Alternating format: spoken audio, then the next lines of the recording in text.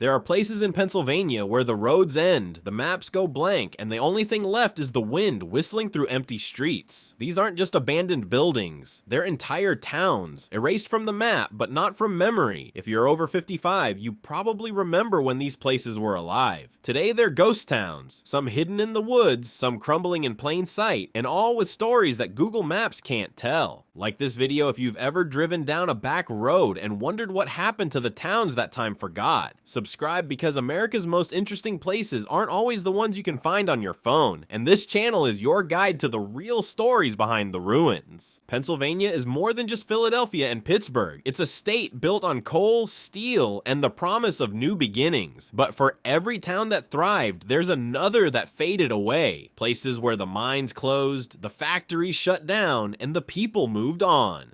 Some of these ghost towns are so hidden even Google Maps can't find them.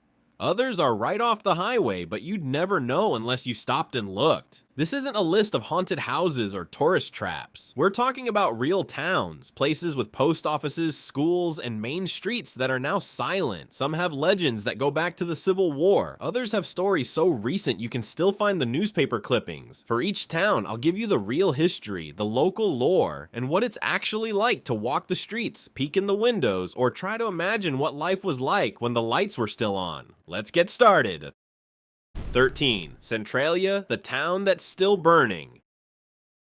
In 1962, a group of volunteer firefighters set a pile of trash ablaze in an old strip mine pit on the edge of Centralia. They thought they'd put it out. They were wrong. The fire found a seam of anthracite coal and began to burn underground, where it's still burning today, more than 60 years later. Centralia was once a bustling mining town with over 1,000 residents, a grid of tidy streets, and a main drag lined with shops and churches. But as the fire spread, the ground began to buckle. Basements filled with carbon monoxide. In the 1980s, the government launched a buyout program, offering residents money to leave. Most took the deal, but a handful refused, fighting for the right to stay in the homes they'd built. By 1992, the state had claimed eminent domain, and the last few holdouts became legends in their own right. Today, Centralia is a place where the past is written in the landscape. The famous Graffiti Highway, once a stretch of Route 61 covered in spray paint, was closed and buried in 2020 to keep out thrill seekers. If you walk the empty grid of streets, you'll see house numbers still painted on the curbs, but the homes are gone. Steam rises from cracks in the earth, and the silence is broken only by the occasional rumble of a passing truck on the bypass. Census records from 1980 show over 1,000 residents. By 2010, fewer than 10 remained. One former resident wrote in the local paper, "We lost our town, but we never lost our pride." Centralia ranks number 13 because it's the most famous ghost town in Pennsylvania, but also the most dangerous. Sinkholes, toxic gases, and unstable ground make it a place to remember, not to linger. If you think Centralia is the only town lost to coal, wait until you see what happened just a few miles away, where a neighbor vanished even more completely.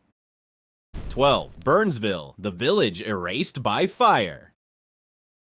Just south of Centralia, Burnsville was a small, tight-knit village founded by Irish immigrants in the 1850s. For over a century, it was home to miners and their families, with a church, a school, and a row of whitewashed houses along the valley. But when the Centralia mine fire spread, Burnsville's fate was sealed. In the 1980s, the government bought out the last families, bulldozed the homes, and left only a few stone steps and a single roadside shrine to mark where the village once stood. Today, the only sign you'll find is a small plaque and the remains of a playground, half swallowed by brush. A 1983 article in the Pottsville Republican quoted a former resident. "We didn't want to leave, but the ground was cracking and the air was bad. It was time." Burnsville ranks number 12 because it's a ghost town in the truest sense, erased so thoroughly that even Google Maps can't find it. From the ashes of coal country, let's head to the mountains, where another town disappeared for a very different reason, one that left its mark underwater. 11. Muddy Run, the town beneath the reservoir. Muddy Run in Lancaster County was once a small farming community nestled along the Susquehanna River. In the 1960s, Pennsylvania Power and Light built the Muddy Run pumped storage facility, flooding the valley and submerging the town beneath what is now Muddy Run Reservoir. Before the dam, Muddy Run was home to several dozen families, a church, and a one-room schoolhouse. When the project was announced, residents were forced to sell their land and move. Some buildings were demolished, others simply left to be swallowed by the rising water.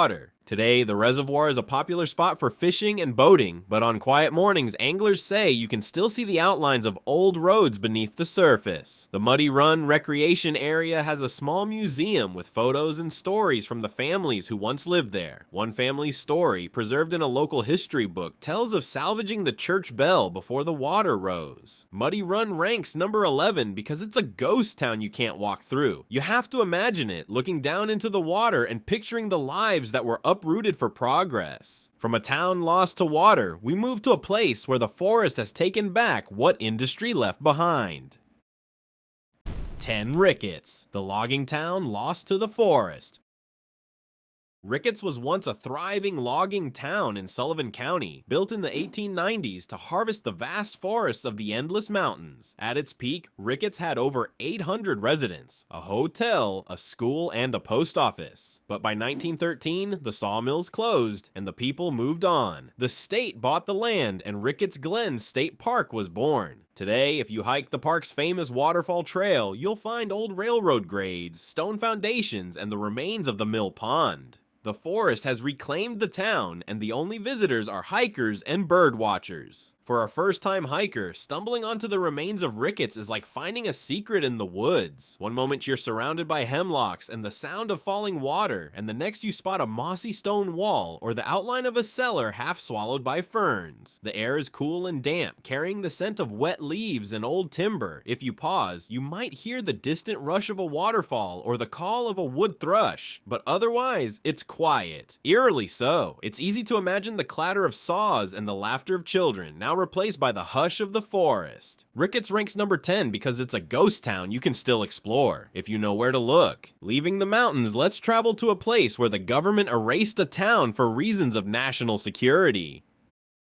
9. Elvira, the town that became a bomb plant.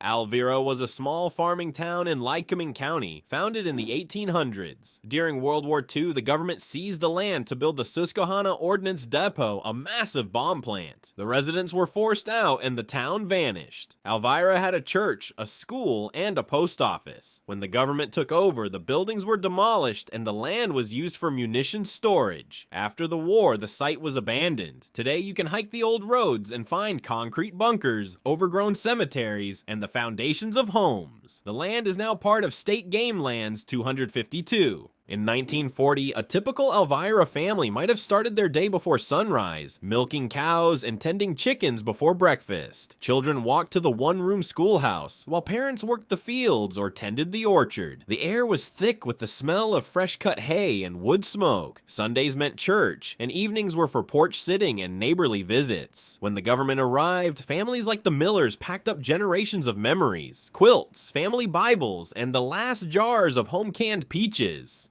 Many moved to nearby towns, but some never found another place that felt like home. The loss was more than just land. It was the end of a way of life. Elvira ranks number 9 because it's a ghost town erased by war, with remnants that still echo with the past. From a town lost to war, we head to a place where the dream of a better life was built in concrete and then abandoned. 8. Concrete City, the failed utopia. Concrete City, near Nanticoke, was built in 1911 as a model company town for coal miners. The idea was to create a modern, healthy community with concrete houses, indoor plumbing, and green spaces. But the experiment failed, and the town was abandoned in the 1920s. The houses were built of reinforced concrete, but they were cold, damp, and hard to heat. When the company refused to pay for repairs, the residents left. The city tried to demolish the buildings, but the concrete was too strong. Walking through Concrete City today today is like stepping into a post-apocalyptic movie set. The building's once identical homes now loom like gray monoliths, their walls covered in layers of graffiti, some artistic, some just names and dates. The echo of your footsteps bounces off the concrete, and the air smells faintly of spray paint and damp earth. Sunlight filters through broken windows, casting strange shadows on the cracked floors. In the silence, you might hear the distant hum of traffic or the sudden call of a crow. The scale of the place is surprising. Rows of empty shells, each one a reminder of a failed dream. Concrete City ranks number 8 because it's a rare example of a ghost town built for the future and left behind by it. From failed utopias, let's head to the coal fields, where entire towns vanished when the mines closed. 7. Eckley Miners Village, the living ghost town. Eckley is a rare ghost town that's still alive. Sort of. Founded in the 1850s as a coal company town, Eckley was abandoned when the mines closed. But in the 1960s, it was preserved as a museum, and today, you can walk the streets and see what life was like in a 19th century mining town. Eckley was built by the Sharp, Lazenring and Company to house miners and their families. The town had a church, a school, and a company store. When the mines closed, most residents left, but a few stayed on as caretakers. Today, Eckley is a state historic site, with dozens of original buildings, a visitor center, and guided tours. The town is often used as a film set, most famously for the movie The Molly Maguires. A 1910 census shows the town at its peak, but by 1950, only a handful of families remained. Eckley ranks number 7 because it's a ghost town preserved in time, where you can still walk the same streets once trod by the real-life Molly Maguires. Some ghost towns are being preserved. Others are left to the elements, their stories fading with every passing year. 6. Yellow Dog Village, the company town in the woods. Yellow Dog Village was built in the 1910s by the Pittsburgh Limestone Company to house workers and their families. When the quarry closed in the 1950s, the town was abandoned. Yellow Dog had a school, a store, and rows of identical houses. The company owned everything, and when the jobs disappeared, so did the people. Today, Yellow Dog is a collection of abandoned houses, slowly being reclaimed by the forest. The current owner offers tours and hopes to restore the village as a historic site. After the quarry closed, the families of Yellow Dog Village scattered across western Pennsylvania. Some moved to nearby towns like Katanning or Butler, finding work in factories or on farms. Others headed for Pittsburgh, chasing jobs in the steel mills. They took what they could: furniture, family photos, even rose bushes from the yards. But many left behind more than just houses, gardens, friendships, and the routines of a close-knit company town. Letters from the 1950s show former neighbors writing to each other, reminiscing about summer picnics and Christmas pageants. For many, the move meant starting over in a world that felt bigger and less certain. Yellow Dog ranks number 6 because it's a ghost town with a chance at a second life, if enough people care. From company towns, let's head to the Susquehanna, where the river has erased more than one community. 5. Shamokin Dam's Old Town, the borough that flooded away. Shamokin Dam's Old Town, once a thriving borough along the Susquehanna River, was partially abandoned after repeated flooding in the 20th century. The 1936 and 1972 floods were especially devastating, forcing many families to relocate to higher ground. The original town had a school, a church, and a bustling main street. After the floods, the government bought out dozens of homes, and the lower borough was left to the river. Today, you can still find the remains of old foundations, overgrown sidewalks, and the occasional street sign poking through the brush. The 1972 flood that finally doomed Shamokin Dam's Old Town came fast and furious. Residents watched as the Susquehanna River rose higher than anyone could remember, swallowing streets and creeping up porch steps. Families scrambled to move furniture and keepsakes to second floors, but the water kept coming. Boats replaced cars on Main Street, and the smell of river mud filled the air. When the water receded, it left behind a thick layer of silt, ruined homes, and a sense of disbelief. One local paper described the scene: a town washed clean, but not forgotten. For many, it was the final push to leave for good. Shamokin Dam's Old Town ranks number 5 because it's a ghost town created not by industry or war, but by the relentless power of water. From river towns, let's head to the Highlands, where the mountains hold secrets of their own. 4. Rausch Gap, the railroad town in the wilderness.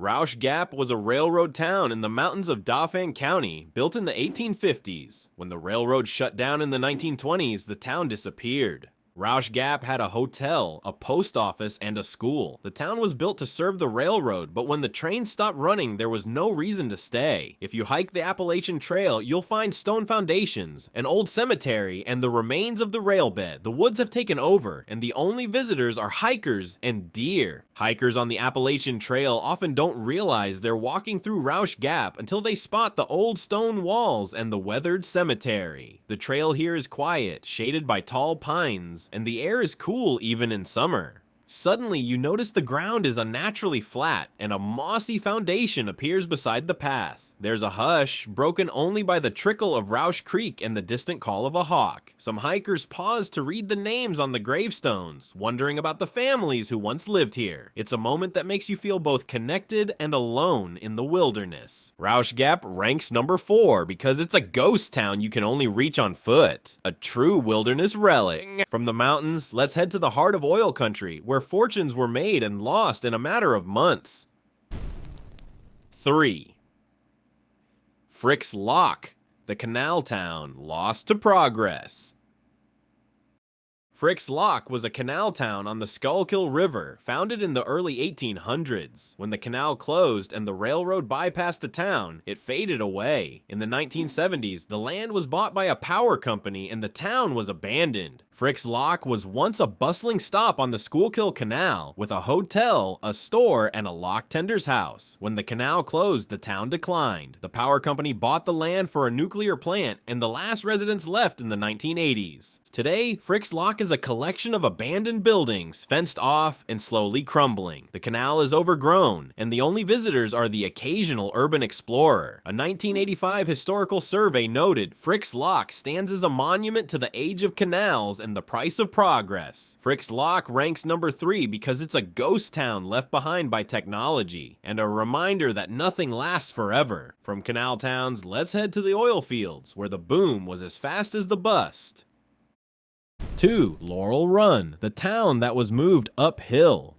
Laurel Run, tucked into the hills above Wilkes Barre, is a ghost town with a story as dramatic as Centralia's. In the early 1960s, an underground mine fire ignited beneath the town, spreading toxic gases and making the ground unstable. The government responded with a full-scale relocation. Every resident was bought out, and a new Laurel Run was built nearby on higher ground. The original site was bulldozed, erasing streets, homes, and memories in a matter of months. Today, if you hike the old roads, you'll find mossy stone foundations and a concrete staircase that leads nowhere. Silent reminders of a vanished community. A 1966 local newspaper article described families loading their belongings onto trucks, leaving behind gardens, porches, and the sound of children playing. Laurel Run ranks number 2 because it's a rare example of a town completely erased by fire and government decree, with only a few ghostly traces left for those who know where to look. From the abandoned canal houses of Frick's Lock, we turn back to the coal country of northeastern Pennsylvania, where fire beneath the ground forced an entire community to move, and left behind a landscape of lost streets and silent foundations.